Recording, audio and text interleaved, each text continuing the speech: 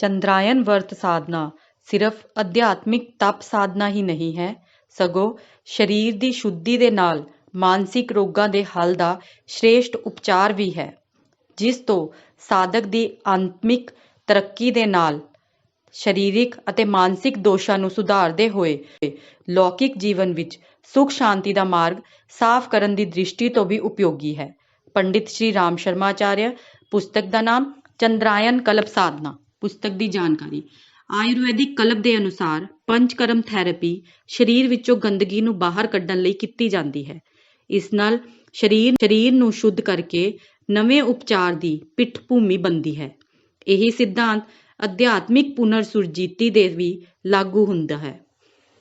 ਇਹ ਵੀ ਇੱਕ ਕਿਸਮ ਦੀ ਚੇਤਨਾ ਨੂੰ ਪੁਨਰ ਸੁਰਜੀਤ ਕਰਨ ਦੀ ਥੈਰੇਪੀ ਹੈ।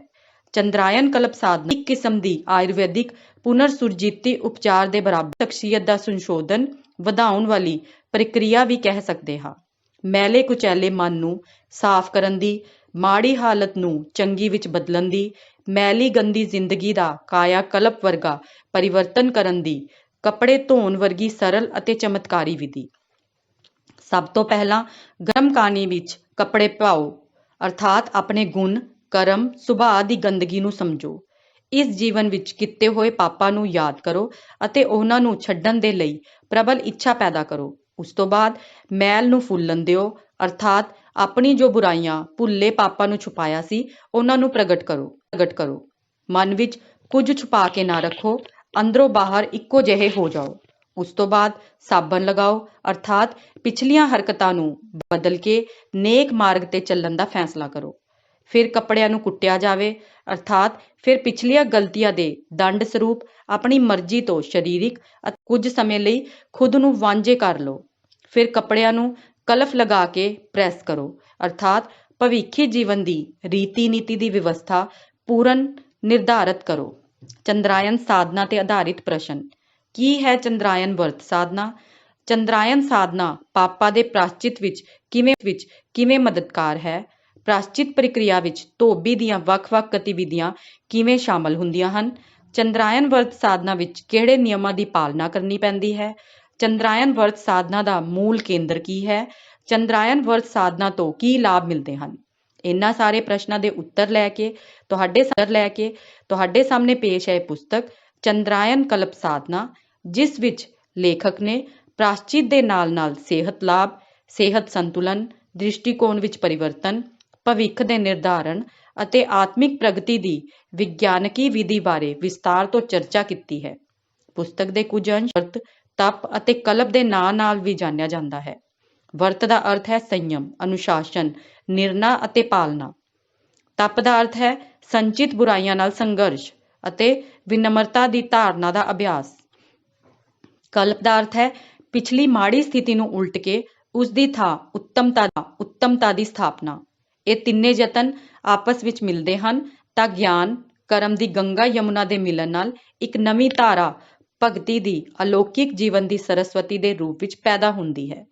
ਇਸ ਤਾਲਮੇਲ ਤੋਂ ਤ੍ਰਿਵੇਣੀ ਸੰਗਮ ਬਣਦਾ ਹੈ। ਉਸ ਦਾ ਮੰਥਨ ਕਰਨ ਵਾਲੇ ਇਸ ਧਰਤੀ ਤੇ ਸਵਰਗ ਭੋਗਦੇ ਹਨ, ਜੀਵਨ ਮੁਕਤ ਬਣਦੇ ਹਨ ਅਤੇ ਮਨੁੱਖ ਰੂਪ ਵਿੱਚ ਦੇਵਤਾ ਕਹਾਉਂਦੇ ਹਨ। ਇਸ ਧਰਮ ਉਦੇਸ਼ ਦੀ ਪੂਰਤੀ ਕਰਨਾ ਅੰਦਰੂਨੀ ਪੁਨਰ ਸੁਰਜੀਤੀ ਸਾਧਨਾ ਦਾ ਮੂਲ ਉਦੇਸ਼ ਹੈ। ਚੰਦਰਾਯਨ ਦੇ ਨਿਯਮ ਸਭ ਜਾਣਦੇ ਹਨ। ਪੂਰਨਿਮਾ ਤੋਂ ਮੱਸਿਆ ਤੱਕ ਭੋਜਨ ਨੂੰ ਘਟਾਉਣ ਤੋਂ ਬਾਅਦ ਵਧਾਉਂਦੇ ਹੋਏ ਅਗਲੀ ਪੂਰਨਮਾਸ਼ੀ ਨੂੰ ਮਾਤਰਾ ਤੱਕ ਕਰਨਾ ਹੁੰਦਾ ਹੈ। ਇਸ ਵਿੱਚ ਕੀਤੇ ਹੋਏ ਪਾਪਾਂ ਨੂੰ ਯਾਦ ਕਰੋ ਅਤੇ ਉਹਨਾਂ ਨੂੰ ਛੱਡਣ ਦੇ ਲਈ ਪ੍ਰਬਲ ਇੱਛਾ ਪੈਦਾ ਕਰੋ। ਮਨ ਦਾ ਕਠੋਰ ਸੰਯਮ ਸੰਭਵ ਹੁੰਦਾ ਹੈ, ਉਹ ਹੋਰ ਦੂਜੀਆਂ ਸਾਧਨਾਵਾਂ ਤੋਂ ਨਹੀਂ ਹੋ ਸਕਦਾ। ਭੋਜਨ ਤੋਂ ਇਲਾਵਾ ਤਪ ਤਿਤਿਕਸ਼ਾ ਵਿੱਚ ਪ੍ਰਾਸ਼ਚਿਤ ਦੀ ਚਰਚਾ ਕੀਤੀ ਜਾਂਦੀ ਹੈ। ਇਸ ਤੋਂ ਬਿਨਾਂ ਆਪਣਾ ਮਨ ਅੰਤःਕਰਨ ਸਾਫ਼ ਕੀਤੇ ਬਿਨਾਂ, ਭੂਤਕਾਲ ਨੂੰ ਭੁਲਾਏ ਬਿਨਾਂ ਸਾਧਨਾ ਸਿਰਫ ਬਾਹਰੀ ਉਪਚਾਰ ਭਰ ਹੀ ਰਹਿ ਜਾਂਦੀ ਹੈ। ਕਲਪ ਸਾਧਨਾ ਦਾ ਅਰਥ ਹੀ ਇਹੀ ਹੈ ਕਿ ਅੰਦਰ ਤੋਂ ਬਾਹਰ ਤੱਕ ਸਾਧਕ ਪੂਰੀ ਤਰ੍ਹਾਂ ਬਦਲ ਜਾਵੇ, ਪੁਰਾਣੀ ਕੇਚੁਲੀ ਬਾਹਰ ਕੱਢ ਫੈਂਕ ਕੇ ਨਵਾਂ ਚੋਲਾ ਪਹਿਨ ਲਵੇ।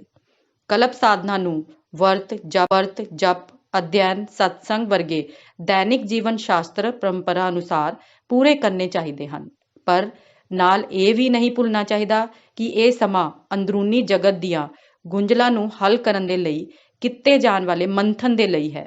ਉਸੇ ਨੂੰ ਪ੍ਰਕਿਰਿਆ ਚਿੰਤਨ ਮਨਨ ਕਹਿੰਦੇ ਹਨ। ਕਿਰਿਆ ਰਹਿਤ ਨੂੰ ਚੰਦਰਾਇਨ ਕਲਪ ਦੇ ਮੇਰੂਦੰਡ ਦਾ ਆਧਾਰ ਕਹਿਣਾ ਚਾਹੀਦਾ ਹੈ। ਚੰਦਰਾਇਨ ਵਰਤ ਦੀ ਪੱਧਤੀ ਨੂੰ ਅਸੀਂ ਹੋਰ ਵੀ ਜ਼ਿਆਦਾ ਵਿਗਿਆਨਕ ਬਣਾ ਰਹੇ ਹਨ। ਉਪਵਾਸ ਦੇ ਨਾਲ ਨਾਲ ਐਨੀਮਾ, ਮਿੱਟੀ ਦੀ ਪੱਟੀ, ਵਾਸ਼ਪ ਇਸ਼ਨਾਨ, ਕਟੀ ਇਸ਼ਨਾਨ, ਸੂਰਜ ਕਿਰਨਾਂ ਥੈਰੇਪੀ, ਮਿੱਟੀ ਦਾ ਲੇਪ ਆਦਿ ਪੰਜ ਕਰਮਾਂ ਰਾਹੀਂ ਪੇਟ ਹੀ ਨਹੀਂ ਸਗੋਂ ਸਰੀਰ ਦੇ ਦੂਜੇ ਅੰਗਾਂ ਦਾ ਵੀ ਸ਼ੋਧਨ ਹੁੰਦਾ ਹੈ ਅਤੇ ਦੇਖਿਆ ਇਹ ਵੀ ਗਿਆ ਹੈ ਕਿ 1 ਸਾਲ ਤੱਕ ਕਿਸੇ ਯੋਗ ਡਾਕਟਰ ਦੀ ਚਿਕਿਤਸਾ ਦੇ ਬਜਾਏ 1 ਮਹੀਨੇ ਦੇ ਚੰਦਰਾਇਨ ਵਰਤ ਤੋਂ ਕਿੱਥੇ ਜ਼ਿਆਦਾ ਲਾਭ ਹੁੰਦਾ ਹੈ। ਬੁੱਧ, ਮਹਾਵੀਰ, ਸ਼ੰਕਰਾਚਾर्य, ਨਾਨਕ, ਕਬੀਰ, ਰਾਮਾਨੁਜ, ਚੈਤन्य, ਗਿਆਨੇਸ਼ਵਰ, ਸਮਰਥ ਗੁਰੂ ਰਾਮਦਾਸ, ਰਾਮਕ੍ਰਿਸ਼ਨ ਪਰਮਹੰਸ, ਗਾਂਧੀ, ਅਰਵਿੰਦ, ਮਹਾਰਿਸ਼ੀ ਰਮਨ ਆਦਿ ਇੱਕ ਵੀ ਆਪਣੇ ਜਨਮ ਸਥਾਨ ਤੇ ਨਹੀਂ ਰਹੇ, ਭਾਵੇਂ ਉਹਨਾਂ ਨੂੰ ਉੱਥੇ ਸਾਧਨਾ ਦੀ ਸਹੂਲਤਾਂ ਦੀ ਦ੍ਰਿਸ਼ਟੀ ਤੋਂ ਸੁਵਿਧਾ ਰਹੀ ਹੋਵੇ। ਈਸਾ ਮੁਹੰਮਦ ਸੰਸਥਾਪਕਾਂ ਦੇ ਬਾਰੇ ਵੀ ਇਹੀ ਗੱਲ ਹੈ।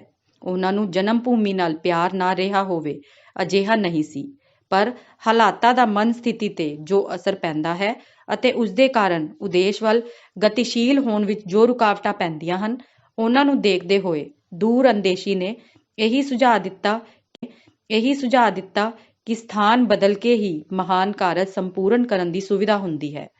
ਧਰਮ ਗ੍ਰੰਥਾਂ ਵਿੱਚ ਪਾਪਾਂ ਤੋਂ ਮੁਕਤੀ ਅਤੇ ਪੁੰਨ ਪ੍ਰਵਿਰਤੀ ਦੋਨਾਂ ਉਦੇਸ਼ਾਂ ਦੀ ਪੂਰਤੀ ਕਰਨ ਦੇ ਲਈ ਯੋਗ ਸਾਧਨਾ ਚੰਦਰਾਇਨ ਤਪ ਦੱਸਿਆ ਗਿਆ ਹੈ।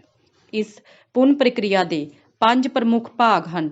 1 ਮਹੀਨੇ ਤੱਕ ਭੋਜਨ ਦੇ ਘਟਾਉਣ ਵਧਾਉਣ ਵਾਲਾ ਉਪਵਾਸ, ਗੁਪਤ ਪਾਪਾਂ ਦਾ ਖੁਲਾਸਾ, ਆਂਤਰਿਕ ਪਰਿਵਰਤਨ ਕਰ ਸਕਣ ਵਾਲੇ ਵਾਤਾਵਰਣ ਵਿੱਚ ਨਿਵਾਸ, ਅਨੁਸ਼ਾਸਨ ਦੀ ਪਾਲਣਾ, ਅੰਤੇਕਰਨ ਨੂੰ ਸ਼ੁੱਧ ਕਰਨ ਵਾਲੇ ਯੋਗ ਅਭਿਆਸ, ਸ਼ਾਮਲ ਤਪ ਸਾਧਨਾ, ਕੁਕਰਮਾਂ ਦੀ ਘਾਟ ਪੂਰੀ ਕਰਨਾ ਅਤੇ ਪੁੰਨ ਦੇ ਵਾਧੇ ਅਤੇ ਪਰਮਾਰਥ ਲਈ ਤਤਪਰਤਾ ਪੂਰਨ ਕਰਨ ਨਾਲ ਚੰਦਰਾਇਨ ਤਪ ਪੂਰਾ ਹੁੰਦਾ ਹੈ।